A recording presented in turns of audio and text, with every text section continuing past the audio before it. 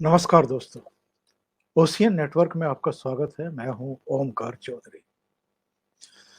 कल यानी बुधवार को पंजाब में जो घटना घटी है, उसको लेकर के पूरा देश का जो गुस्सा है वो उबाल पर है और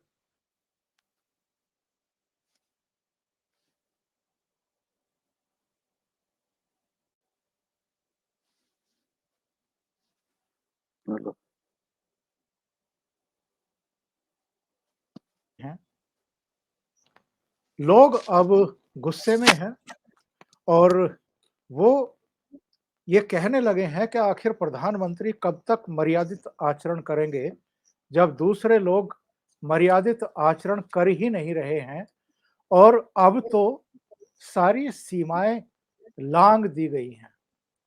ऐसे स्थान पर जो पाकिस्तान की सीमा से 20-30 किलोमीटर फिरोज़पुर जिले का फ्लाईओवर, जहाँ प्रधानमंत्री ना पीछे जा सकते हैं, ना आगे बढ़ सकते हैं, ऐसी जगह पर उनके लिए एक ऐसी सिचुएशन क्रिएट करना कि वो फँस कर के रह गए और उस भीड़ में अगर किसी के हाथ में कोई हथगोला होता या कुछ इस तरह की चीज़ें होती, तब आप अंदाज़ा लगाइए कि किस तरह की सिचुएशन देश के सामने पैदा हो सकती थी।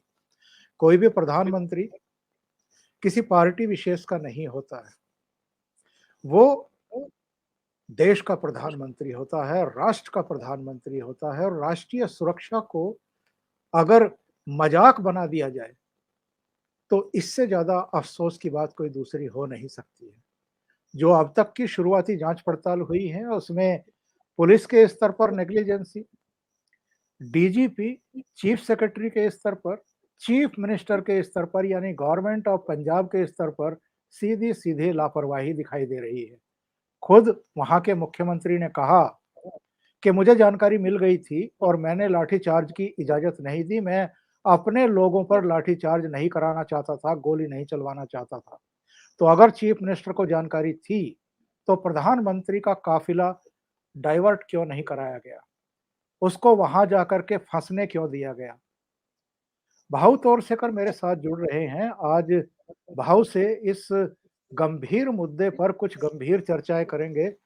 भाऊ नमस्कार। हाँ, भाऊ ऐसा नहीं लगता है कि कांग्रेस ने हर चीज़ को मज़ाक बना करके रख दिया है? वो जिस दिन उन्होंने सिद्धू को प्रदेश का अध्यक्ष बनाया उस दिन से मालूम हो गया कि इन्होंने कॉमेडी सर्कस बना दी उसमें। लेकिन ये मजाक इस लेवल पर ले जाएंगे ये तो नहीं सोचा था। जिस ढंग से वो चन्नी चीफ मिनिस्टर बात कर रहे हैं, पूरी कांग्रेस के प्रवक्ता बात कर रहे हैं और मैं इनको कांग्रेस के प्रवक्ता मानता ही नहीं। एक सुरजेवाला तो मानो जो किसी जगह पर टेप बजती है वैसे ही बोलते रहते। उनको तो क्या बोलते हैं, उनको ही मशीन जैसा वो बोलते हैं, रटी रटाई बात।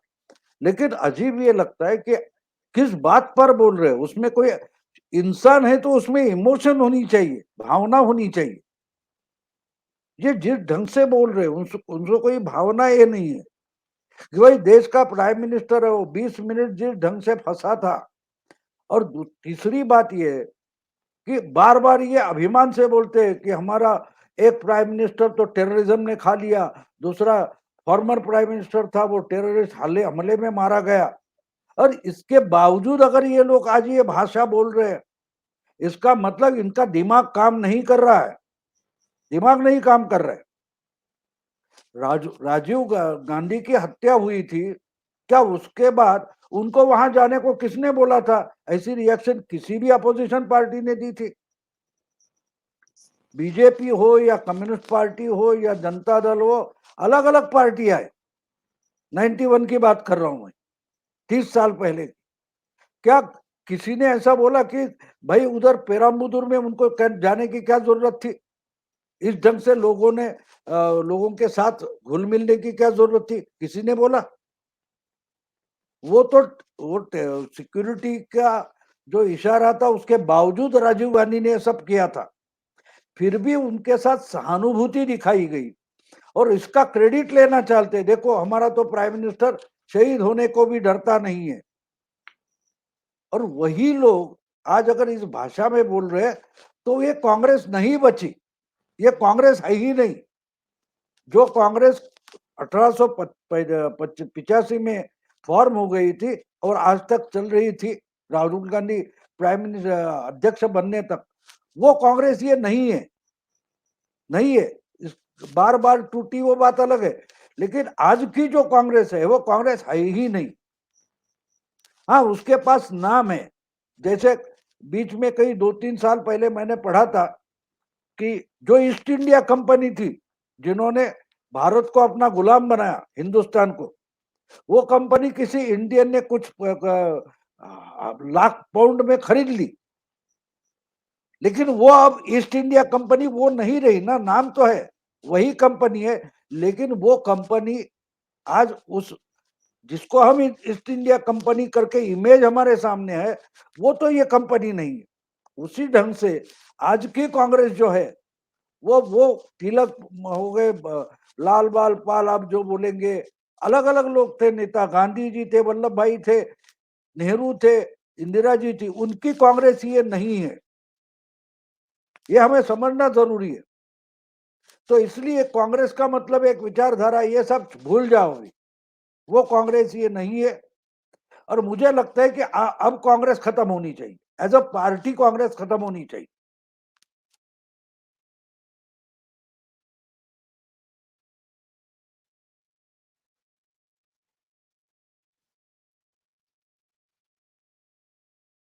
हेलो।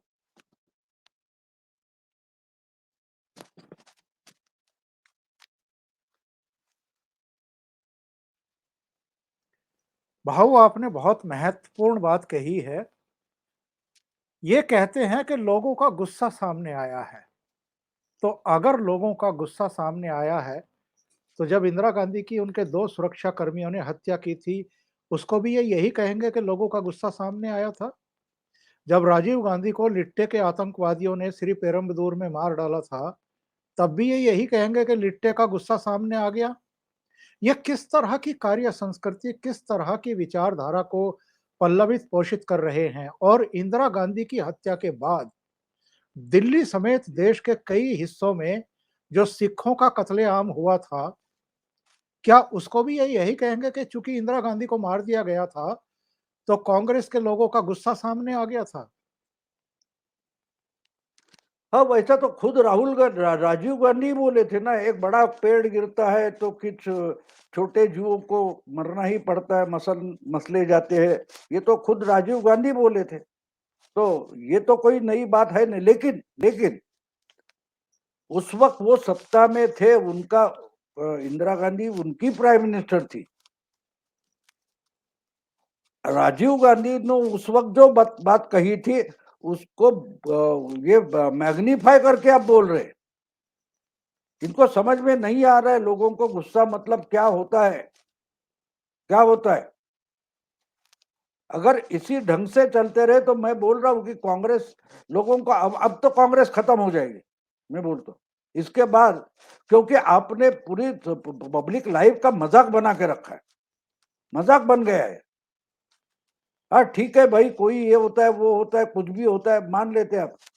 अरे महाराष्ट्र में चीफ मिनिस्टर के बारे में कोई सेंट्रल मिनिस्टर बोल गया, उसको आप अरेस्ट करते हो, बोला इसलिए, बोला इसलिए। यहाँ क्या हुआ है, और इसका भी आप मजाक बनाते हो।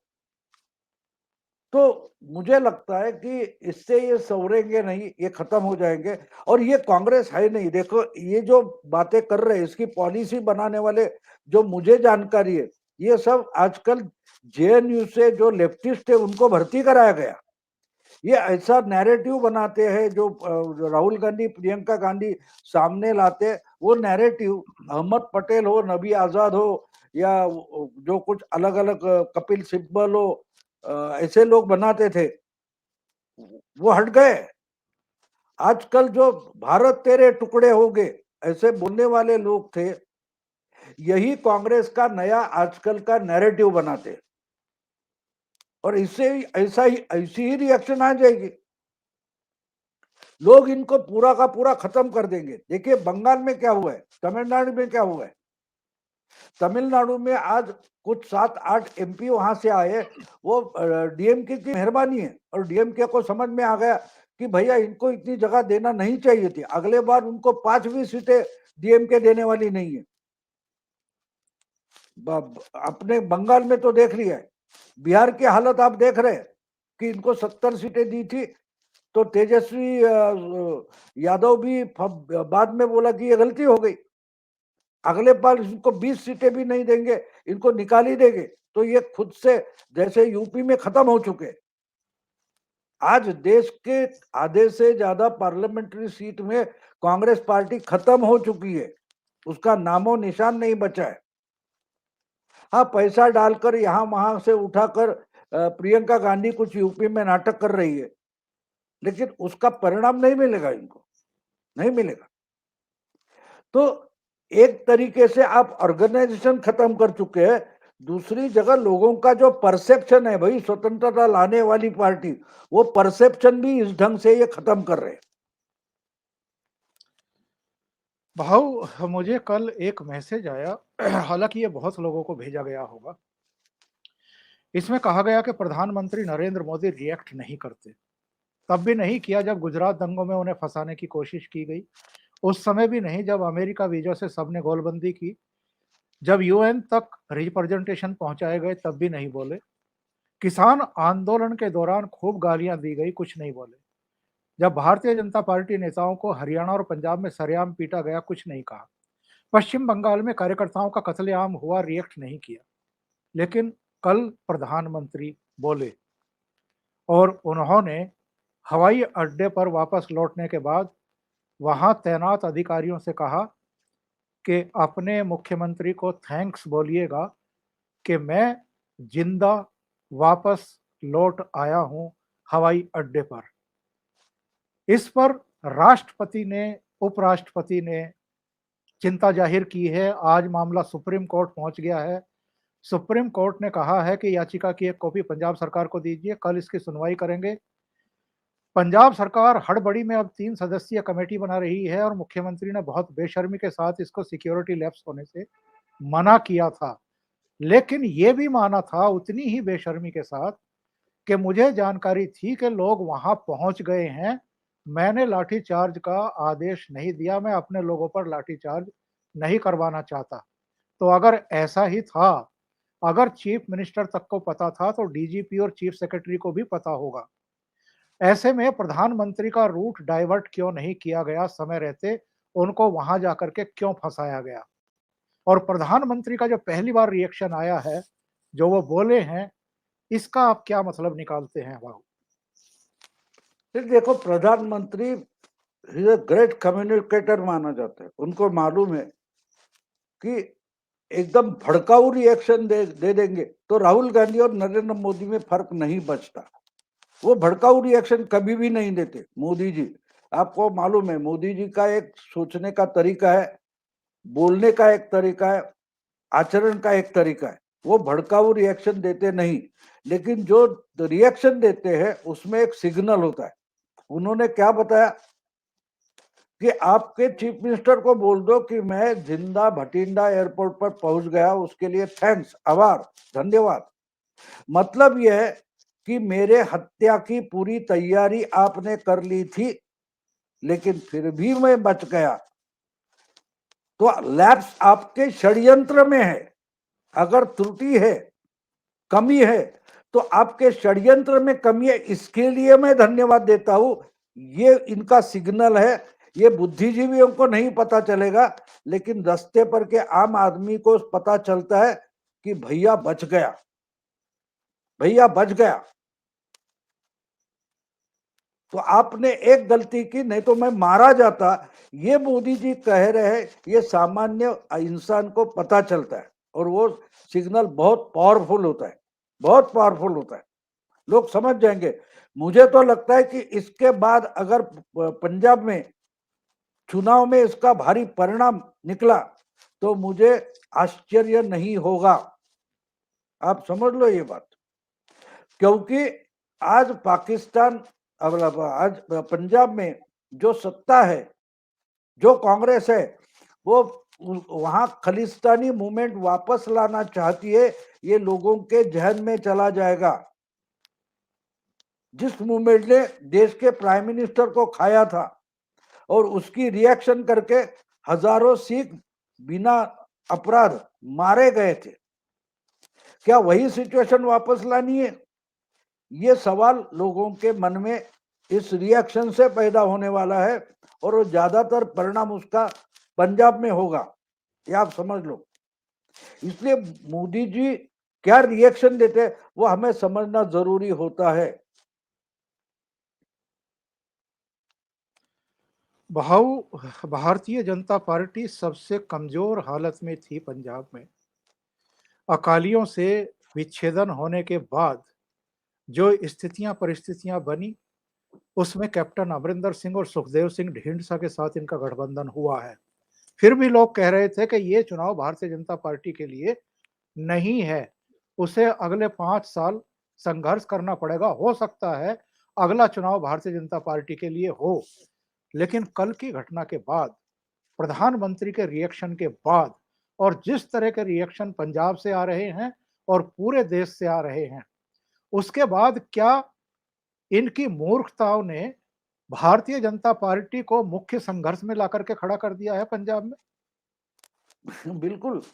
देखिए, नेपोलियन जिसको दुनिया का सबसे बड़ा सेनानी माना जाता है, बड़ा रणनीतिकार माना जाता है युद्ध क्षेत्र में, युद्ध भूमि में, वो कहता है कि अगर दुश्मन आत्महत्या कर रहा है तो उसमें हस्तक्षेप मत करो।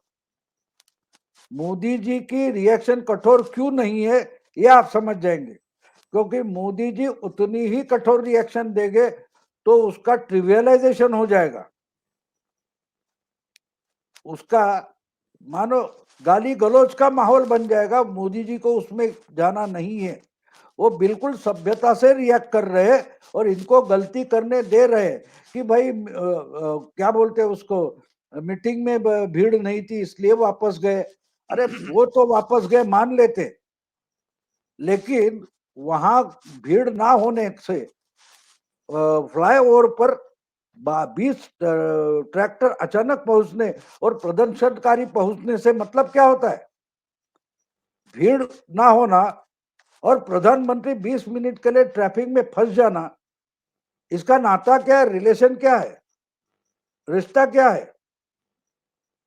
ये कांग्रेस वाले नहीं बोल पा रहे, लेकिन वो उनकी ढंग से वो मजाकिया तौर पर ये ले रहे, हंसी मजाक कर रहे ये लोग, इनको परिस्थिति की गंभीरता नहीं समझ रही है। और आम आदमी उस पर सोचता है, बिल्कुल सोचता है।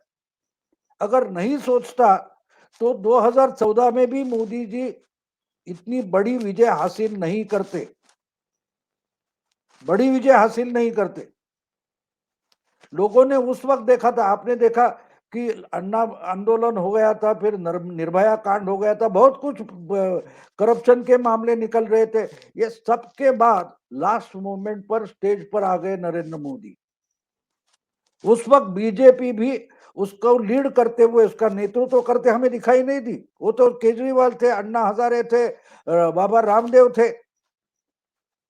यानी कि अन्ना हजारे हो या रामदेव जब कोई आंदोलन करते थे, उसका मतलब ये था कि इस देश में पूरा का पूरा विरोधी पक्ष नाकारा हो गया था। उस वक्त नरेंद्र मोदी की एंट्री हो गई और उन्होंने लोगों के दिल जीत लिए।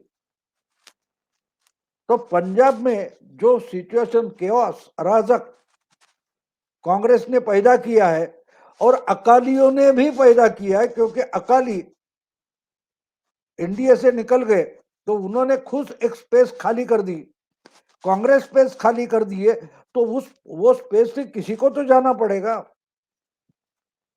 तो अमरिंदर को आगे करके बीजेपी वही तो कर रही है। और इसमें अगर ये ऐसी घटना हो जाती है तो बस और क्या चाहिए। बीजेपी एक बड़ा, हम बोल सकते हैं कि खिलाड़ी बन गया पंजाब का। मेरा जो पॉलिटिकल आकलन है, राजकीय आकलन है, उसमें बीजेपी पंजाब में एक खिलाड़ी बन गई है जो अब तक नहीं थी, और अकालियों के लिए चीयर लीडर थी, तालियां बजाने वाला साथी था। बीजेपी। लेकिन अब बीजेपी पंजाब के खेल में एक अच्छा बड़ा खिलाड़ी बन चुकी है, और अगर क्या कांग्रेस इसी ढंग से रिएक्शन देती रही तो उससे बीजेपी को फायदा होने वाला है। भाऊ, इनकी सारी बातें मान ली गई, 3 कृषि कानून वापस हो गए, जितनी 6 और मांगे इन्होंने रखी वो भी मान ली, यानी कोई शिकायत का मौका नहीं छोड़ा था। इन्होंने सर्वसम्मति से प्रेस कॉन्फ्रेंस करके ये कहा था कि अब हम किसी का विरोध नहीं करेंगे। इसके बावजूद अगर गवर्नमेंट ऑफ पंजाब, पुलिस और ये जो तथाकथित किसान आंदोलनकारी हैं, इनके बीच में एक नेक्सस होता है। भटिंडा से जब हेलीकॉप्टर टेक ऑफ नहीं कर पाया हुसैनीवाला के लिए, तो प्राइम मिनिस्टर के सुरक्षा दस्ते ने, एसपी जी ने यह फैसला किया कि बाई रोड प्रधानमंत्री पहुंचेंगे। ये किसी को जानकारी नहीं थी, ये केवल एसपी जी को जानकारी थी, पंजाब पुलिस को जानकारी थी। पंजाब पुलिस ने ये किसको लीक की, क्यों लीक की, आस पड़ोस के गांव से भी अब जानकारी आ रही है कि लाउड स्पीकर पर कहा गया कि प्राइम मिनिस्टर पहुंचने वाले हैं, तुरंत आ जाओ। ट्रैक्टर खड़े कर दिए गए 20। प्राइम मिनिस्टर की जो ब्लू बुक सिक्योरिटी होती है, उसका सीधा सीधा उल्लंघन पंजाब पुलिस ने और पंजाब गवर्नमेंट ने किया है। भाऊ, आपकी समझ से इस पर कितना बड़ा एक्शन होना चाहिए? जब उसमें तो प्रेसिडेंट रूल भी लाया जा सकता है, इसलिए, लेकिन ये अब सुप्रीम कोर्ट के हाथ में चला गया, उन्होंने रिएक्शन में। लेकिन एक बात बोल दूं, अमरिंदर सिंह ने कहा इस पर रिएक्ट होते हुए कि आधे घंटे पहले मैं उसी रास्ते से निकल गया था, तो कहीं कोई भीड़ वगैरह नहीं थी आधे घंटे पहले। तो आधे घंटे में ये सब अरेंजमेंट कहां से हो गई? महाराष्ट्र में आपको मालूम है, अमरावती में अचानक से रजा अकादमी की भीड़ आ गई, याद है आपको? दंगा जी, फसाद हुआ था, हिंदुओं के दुकान जलाए गए। उसी ढंग से 40,000 लोग यहां आ गए। हुआ। उसका मतलब ये है कि पुलिस तंत्र और ये लोग मिले हुए थे। और किसी ने, कल मैं रात को देख रहा था किसी न्यूज चैनल पर, तो उसमें बताया गया कि हाँ नहीं, ये किसान आंदोलन का कोई नेता बोल रहा था कि हमने पुलिस को पूछा, वहां के जो बंदोबस्त पर पुलिस थी अधिकारी, उनसे पूछा कि हमने सुना है प्राइम मिनिस्टर इसी रोड से आ रहा है। तो बोले बिल्कुल आ रहे हैं, क्योंकि हेलीकॉप्टर नहीं उड़ रहा है। कि हम तो चुपचाप बैठे थे, इतना बड़ा हेलीपैड बनाया था, तो हेलीपैड तक तो हम नहीं पहुंच पाते थे। लेकिन पुलिस ने जब कंफर्म किया रोड से आ रहे, तो हम झट से इकट्ठे हो गए। यानी पुलिस ने, जो पुलिस वहां बंदोबस्त के लिए थी, उन्होंने उनको कंफर्म किया कि हाँ रोड से ही प्रधानमंत्री आ रहे। इसका मतलब साफ है कि दोनों मिले हुए थे।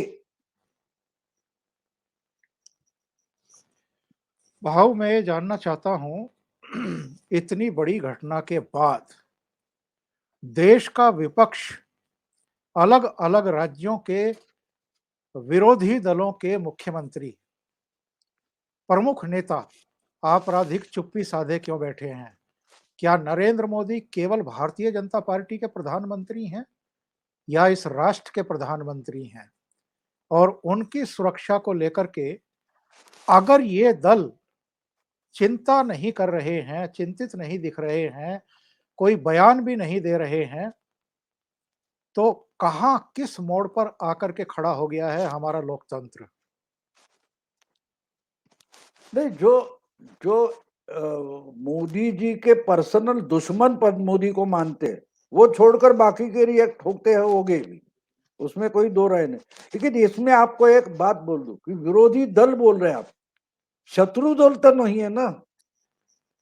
ये शत्रु दल जैसे बर्ताव कर रहे हैं। और आपको बोल दूं कि 6 साल पहले 2015 में, दिसंबर 2015, अफगानिस्तान से दिल्ली आ रहे मोदी जी अचानक से लाहौर पहुंचे थे। और नवाज शरीफ उस वक्त के प्राइम मिनिस्टर थे पाकिस्तान के, उनके घर में कोई प्रोग्राम था, उसमें शामिल हो गए थे। शादी वगैरह का भी मामला था, मुझे याद नहीं। नातिन लेकिन का था। 3 या 4 घंटे मोदी जी वहां थे। वो शत्रु देश है, फिर भी वहां से अचानक पहुंचे, समारोह में शामिल हो गए और 2-3 घंटे में वहां से वापस लाहौर एयरपोर्ट पर आकर दिल्ली पहुंच गए थे सेफली। तो हमारा प्राइम मिनिस्टर दुश्मनों के देश में सेफ है और हमारे ही देश के विरोधी या कांग्रेसी राज्य में सिक्योर्ड नहीं है। मैंने इस पर ही मराठी वीडियो डाल दिया आज सुबह सुबह कि कांग्रेस का जहां सत्ता है उससे भी पाकिस्तान सेफ है मोदी जी के लिए। इतना कांग्रेस मोदी जी को दुश्मन मानती है, यानी मोदी के लिए इस देश में डेमोक्रेसी है नहीं है। जो मोदी लाठी उठाकर किसान आंदोलन को लाठी मारकर भगा सकते थे, उन्होंने नहीं भगाया। वो किसान आंदोलन मोदी जी की जान पर उठाए। ये लोगों के लिए बहुत बड़ा संकेत है और लोग इसका जवाब देंगे। और मोदी जी जानते हैं कि उनको बोलने की जरूरत नहीं, जनता इसका जवाब देगी। और आज तक हमको मालूम है, आज तक जनता ने उसका जवाब दिया है। लेकिन भाऊ, लोगों ने अब ये सवाल खड़े करने शुरू कर दिए हैं कि जिन स्थितियों परिस्थितियों को प्रधानमंत्री नरेंद्र मोदी टालना चाहते हैं, गृह मंत्री टालना चाहते हैं, क्या वो बहुत ज्यादा नहीं पहुंच गई हैं और इसको कब तक टालेंगे आखिर? तो देखिए, तो भगवान थे श्री कृष्ण, वो भी शिशुपाल के 100 अपराध होने तक रुके थे, टालते रहे ना, टालते रहे। तो ये सिर्फ महाभारत या पुराण की कथाएं नहीं होती, भाकड़ कथाएं नहीं होती, उसमें कोई सीख होती है, बोध होता है। तो ये जितना करे उतना ये जनता के मन से उतर जाएंगे, कोई बड़ी बात नहीं है। देखो, जितना संयम काम करता है उतना उतावलेपन काम नहीं करता। और मोदी जी खुद एक अच्छे राजनीतिज्ञ है, उनको पता है कि वो एडमिनिस्ट्रेटर है, फिर भी वो पॉलिटिशियन भी है, और मामला और कुछ महीनों का है, उसके बाद तो चुनाव होने वाले हैं, चुनाव में रिजल्ट आ जाएंगे, लोगों को पता चलेगा क्या होने वाला है। और सिख समाज जो है, जो मेजॉरिटी में है पंजाब में, वो जानते हैं क्या करना है। अब पुराने 400-500 साल से जिन्होंने इस देश की सीमा रखी है वो सिख समाज है। वो इतने किसी ने भड़काने से भड़केगा नहीं। कल परसों आपको याद होगा कि मेरा ख्याल वाराणसी में ही रणजीत सिंह का उल्लेख किया था मोदी जी ने। वाराणसी को रिवाइव करने में, काशी को रिवाइव करने में कौन था? सिख समाज का राजा ही था ना। तो ये बात जानबूझकर मोदी जी बोले थे। और जो जिस ढंग का ये मामला हुआ है कल परसों, वो देखकर लगता है कि कांग्रेस बहुत डरी हुई है और अकाली भी चुपचाप बैठे, क्योंकि अकाली भी डरे हुए कि बीजेपी की ताकत पंजाब में बढ़ रही। उनको देखिए, एक बात होती है कि दूसरी पार्टियों से लोग अचानक बीजेपी में आने लगे। पिछले एक महीने से हम देख रहे कि जो बीजेपी पंजाब में कहीं रेस में ही नहीं थी, उसमें क्यों अलग अलग पार्टियों से लोग आ रहे? क्यों आ रहे? बात सीधी साधी है, बिल्कुल सीधी साधी बात है कि बीजेपी का एक नया वोट बैंक पंजाब में बन रहा है। उसको सैबोटेज करने के लिए ही ये बात हुई थी, उसको सैबोटेज करने के लिए बात हुई है। और जब बात ये थी कि मोदी बोलते थे, जैसे राहुल गांधी, प्रियंका गांधी, नहीं हम तो हाथरस पहुंच जाएंगे, हम तो यहाँ पहुंच ही जाएंगे, हम लखनपुर खरीक पहुंच ही जाएंगे। ये मोदी भी नाटक कर सकते थे, लेकिन उन्होंने नहीं किया, क्योंकि उनको मालूम है कि जनता अगर अपने साथ है तो हमको अहंकार दिखाने की जरूरत नहीं। जो काम जनता करने वाली है उसमें लीडर को घुसने की जरूरत नहीं होती। ये मोदी जी जानते हैं। इसको मैं एक तरीके से संयम मानता हूँ, पेशेंस मानता हूँ, लेकिन जनता पर का भरोसा भी मानता हूँ। और पंजाब में ये चमत्कार दिखने वाला है। शायद वो अपोजिशन कांग्रेस हो या अकाली हो या और आम आदमी पार्टी वाले हो, उनकी समझ में आ रहा है कि चुनाव हाथ से फिसल गया है और बीजेपी यहाँ एक ताकतवर पार्टी बनकर उभर रही है। इसकी जो सेंस है, वो सेंस के कारण ये बौखला गए, आम आदमी पार्टी हो, अकाली हो या कांग्रेस हो। भाऊ हम जानते हैं कि पंजाब जो है वो पवित्र भूमि है। 1947 से पहले जो स्वतंत्रता आंदोलन हुआ उसमें उसका बहुत बड़ा कंट्रीब्यूशन था। वहाँ से कई नेता आए और आज़ादी के बाद भी अगर आप देखें तो भारतीय सेना में और सुरक्षा बलों में बहुत बड़ा कंट्रीब्यूशन है। देश की सरहदों को सुरक्षित करने में भी बहुत बड़ी भूमिका पंजाब ने निभाई है, पंजाब के नौजवानों ने निभाई है जो अलग-अलग फोर्सेस में हैं। ऐसे पंजाब में जहाँ गुरुओं के संदेश फिज़ाओं में गूंजते रहे हैं, उसको अगर कलंकित करने का काम कुछ मुट्ठी भर लोग करने की कोशिश कर रहे हैं और वो भी पाकिस्तान के आईएसआई के पिट्ठू बनकर के इशारे पर खालिस्तानी मूवमेंट को चलाने की कोशिश कर रहे हैं। फिर से वही 80 के दशक में पंजाब को लौटाना चाहते हैं और उसको अगर कांग्रेस हवा दे रही है, तो इस खतरे से कैसे निपटा जाए? नहीं, एक बात हमें और भी समझनी चाहिए कि उस वक्त खालिस्तान का बंदोबस्त करने वाले लेफ्टिनेंट जनरल जो थे वो खुद सिख थे, ये भी नहीं भूलना चाहिए।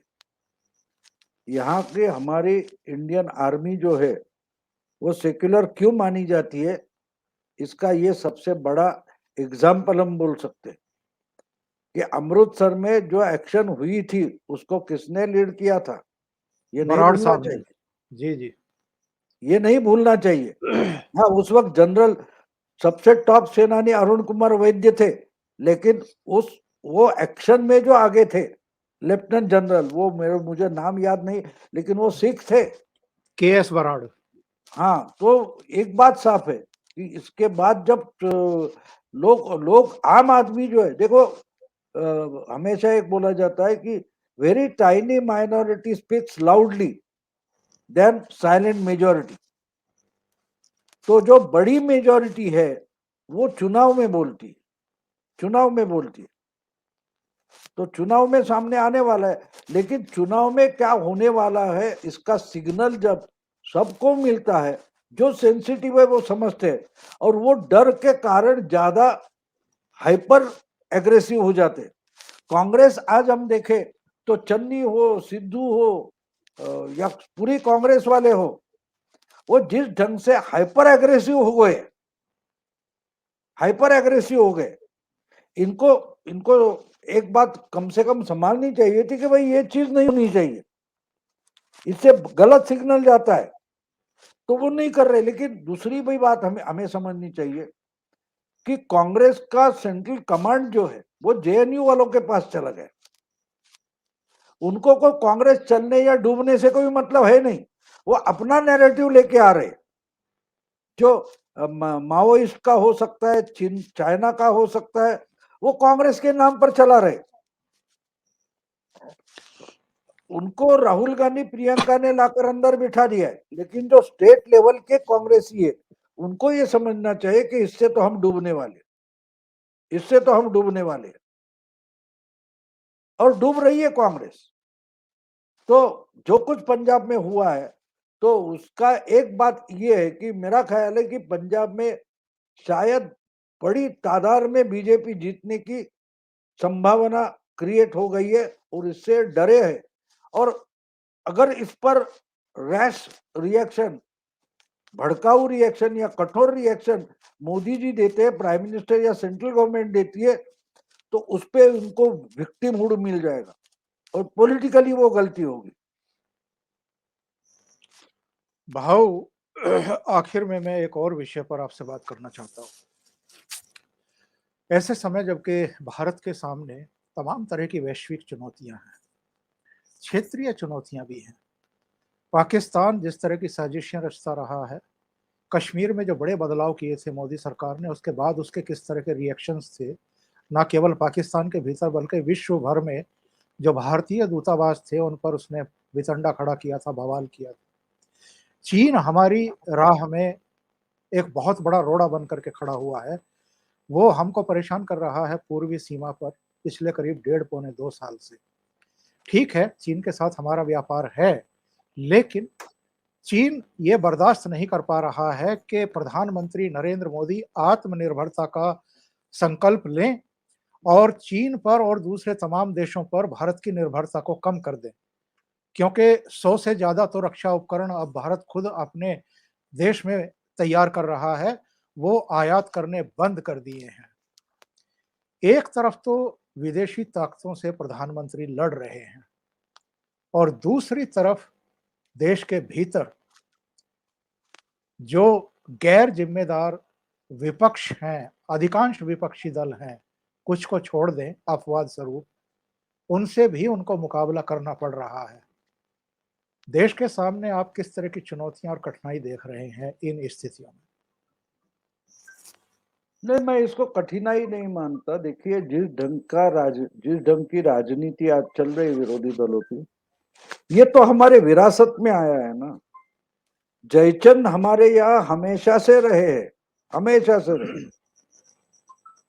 ये जयचंद नीति होती है, जयचंद की मानसिकता होती है कि मैं दुश्मन का साथ दूंगा, लेकिन मेरा पर्सनल बदला या गुस्सा जिस पर है उसको तो खत्म करूंगा। बाद में तो जयचंद को भी घोरी खत्म करता ही है, ये वस्तुस्थिति है। लेकिन इतिहास से हम ये सीख नहीं लेते, ये तो हमारी विरासत है ना। तो डेमोक्रेसी लाई, हम 21वीं सदी में आए, इसलिए ये मानसिकता तो बदलती नहीं, वो तो लोग रहते हैं, वो रहते हैं। अब देखिए, आपको बता दूं कि चाइना है, पाकिस्तान है, उनके लिए हथियार लेकर हमसे लड़ने के बजाय उससे 10-12% भी पैसा खर्चा करे तो यहाँ के जो गद्दार है उनको खड़े कर दो। वो तो आसान लड़ाई होती है ना, उनका कोई जवान मरता भी नहीं, उनके हथियार खर्चा नहीं होते।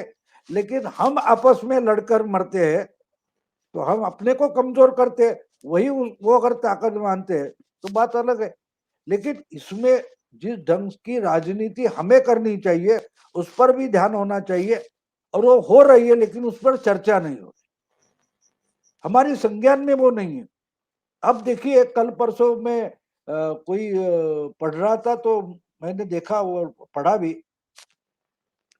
कि तालिबान का कोई प्रवक्ता वगैरह, नेता, मिनिस्टर है, वो भारत के आभार मान रहा है कि आपने हमारे बच्चे बचाए, हमको वैक्सीन 5 लाख वैक्सीन भेज दी, कुछ दवाइयां भेज दी।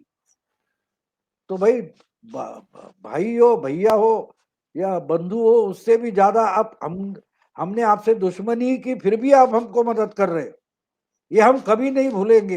हम पठान हैं, और पठान जो उपकार करता है उसके उपकार भूलता नहीं, वगैरह वगैरह बातें उसने कही है। कुछ ट्वीट वगैरह ऐसा कुछ मैंने देखा और सुना। अब देखिए, ये दवाई भेजिए, लेकिन अगर रणनीति के तहत आप देखें, राजनीति की आंख से देखें, तो ये सबसे बड़ा हथियार है। ये कौन है तालिबान? ये कौन है अफगानिस्तान? जिसने सोवियत यूनियन खत्म कर दिया, जिसने अमेरिका जैसी महासत्ता को परास्त किया है, वो अब तीसरी महासत्ता चाइना के खिलाफ खड़ा हो चुका है, चाइना के खिलाफ खड़ा हो चुका है। तो उसकी ताकत बढ़ाने का मतलब क्या होता है? इसकी चर्चा होने की भी जरूरत नहीं। हमारे यहाँ जो मूर्ख बैठे, उनको तो पता चलने वाला नहीं, वो गलवान गलवान गलवान करते बैठेंगे या लड़ाक लड़ाक लड़ाक नाचेंगे। मुझे उनसे कोई होप या आशा नहीं है। लेकिन जो देश की उन्नति चाहते, देश को जीता हुआ देखना चाहते, उस उनको तो कम से कम इस दवाई में क्या हथियार छुपा हुआ वो देखना और समझना जरूरी है। कि हम तालिबान के गुड बुक्स में जाते हैं तो हम बोल सकते हैं यार ये हमको भी सता रहे, और तुम्हारे लिए भी देखो क्या। वो तो जो कंपाउंड लगाया था पाकिस्तानी आर्मी ने, हटाया, उन्होंने फेंक दिया उठाकर। वो चाइना से भी लड़ रहे, ग्वादर के लिए तहरीक तालिबान अपने तालिबान पाकिस्तान जो है टीटीपी, वो अब मजाक मस्ती कर रहा है। तो इसमें हमारा भी फायदा है। तो ये सब देखना पड़ता है। सिर्फ हम लोग क्या होता है, हम अगर मोदी के पास भी देखते हैं तो हम मोदी जी का जो परसेप्शन है, मोदी जी का जो टोटल विजन है, वो समझने की कोशिश करनी चाहिए। ना कि हम पार्टी लेवल पर मोदी को हम सोचते हैं, वो गलत होता है कि हमने इनको वोट दिया है, हम तो बीजेपी को मानते हैं, फिर मोदी ये क्यों नहीं कर रहे, मोदी वो क्यों नहीं कर रहे, ये बोलना गलत होता है। दूर की मोदी अगर सोचते हैं, कोई हमारी गवर्नमेंट सोच रही है, तो उसके साथ होना चाहिए। इसलिए ये न्यूज देखो तो छोटी है, 5 लाख वैक्सीन भेजे, लेकिन उसमें तालिबान को ओरिजिनली उनकी जो हार्डनेस है वो स्वाप करने से हमारे लिए क्या फायदा है, वो भी देखना पड़ता है। अब चाइना की पॉलिसी क्या रहेगी, पाकिस्तान को भड़काते रहो तो भारत के लिए हेडेक पैदा होता है। तो तालिबान किसके लिए हेडेक बनने वाला है?